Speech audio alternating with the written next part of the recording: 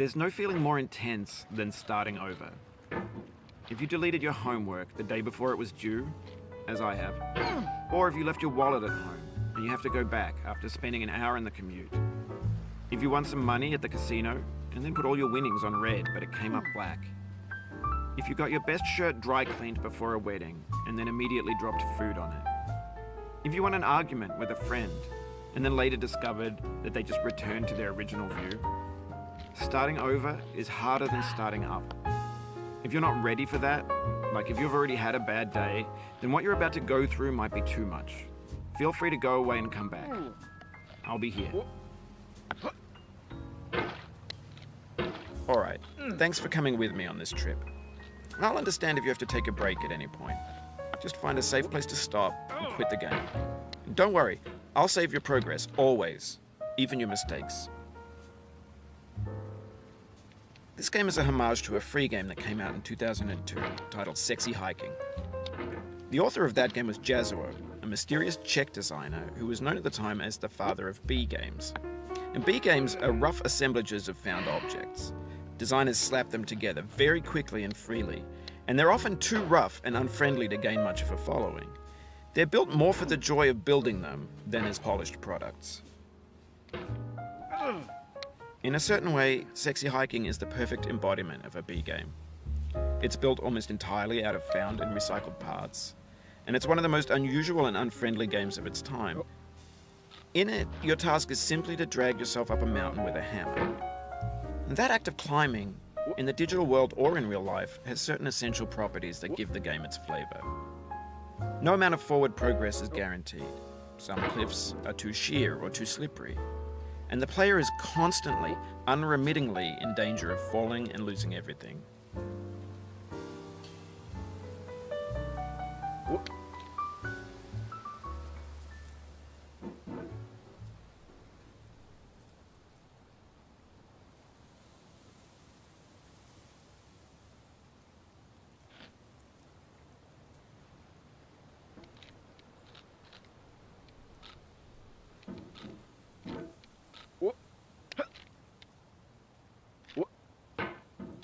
Anyway, when you start Sexy Hiking, you're standing next to this dead tree that blocks the way to the entire rest of the game.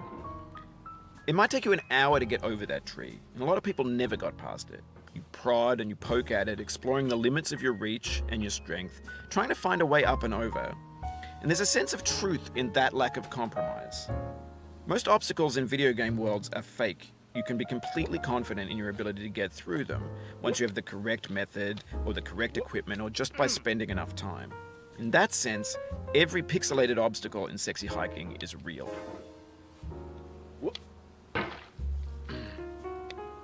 The obstacles in Sexy Hiking are unyielding, and that makes the game uniquely frustrating.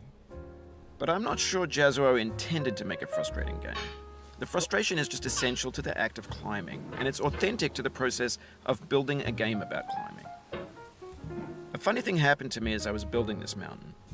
I'd have an idea for a new obstacle, and I'd build it, test it, and it would usually turn out to be unreasonably hard. But I couldn't bring myself to make it easier. It already felt like my inability to get past the new obstacle was my fault as a player rather than as a builder. Imaginary mountains build themselves from our efforts to climb them, and it's our repeated attempts to reach the summit that turns those mountains into something real. When you're building a video game world, you're building with ideas, and that can be like working with quickset cement. You mold your ideas into a certain shape that can be played with, and in the process of playing with them, they begin to harden and set until they're immutable, like rock. And at that point, you can't change the world, not without breaking it into pieces and starting fresh with new ideas.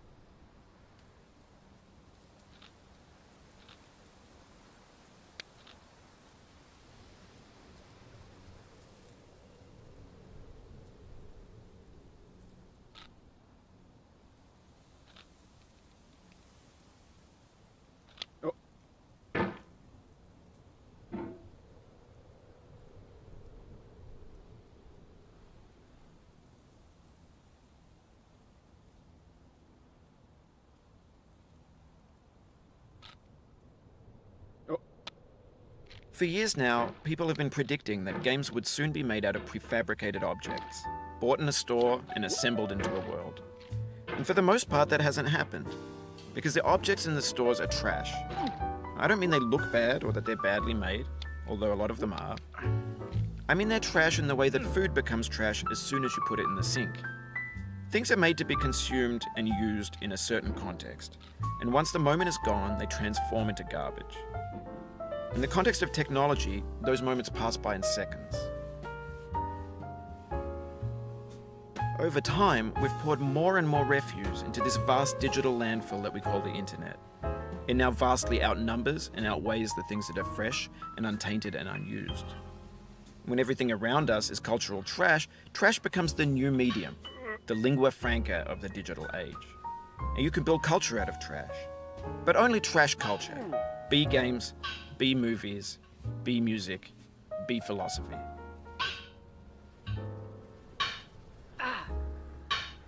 Maybe this is what digital culture is.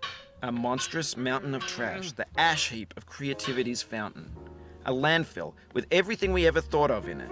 Grand, infinite, and unsorted.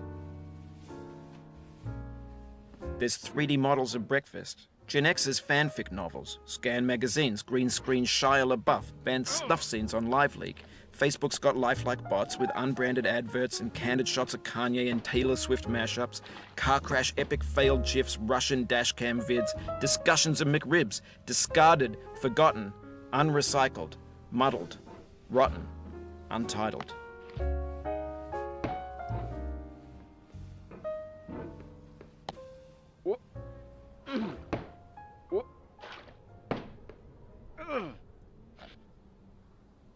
Everything's fresh for about 6 seconds, until some newer thing beckons, and we hit refresh. And there's years of persevering, disappearing into the pile, out of style, out of sight. In this context, it's tempting to make friendly content that's gentle, that lets you churn through it but not earn it. Why make something demanding if it just gets piled up in the landfill, filed in with the bland things?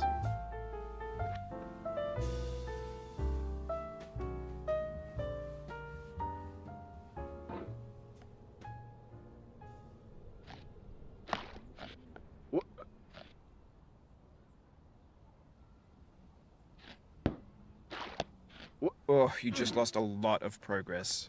That's a deep frustration, a real punch in the gut.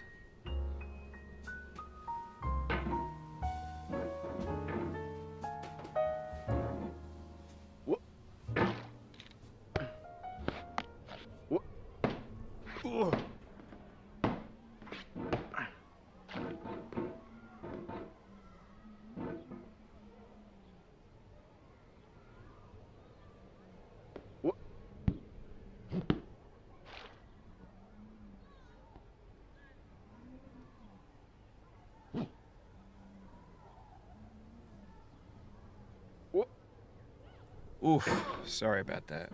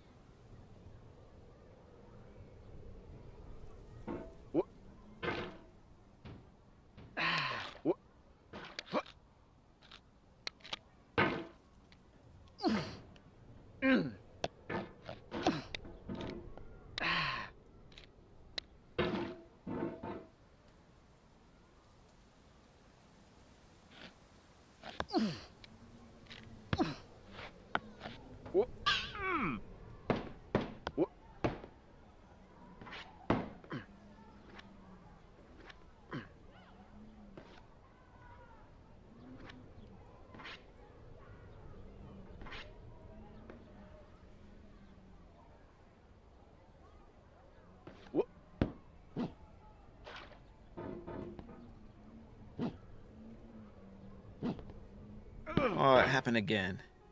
Keep on trying, don't let it get to you.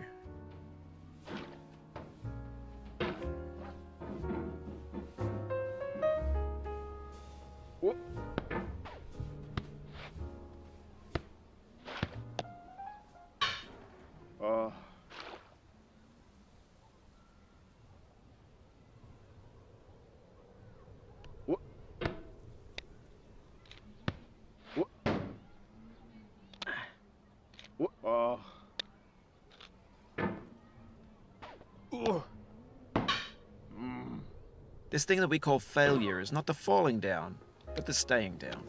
Mary Pickford.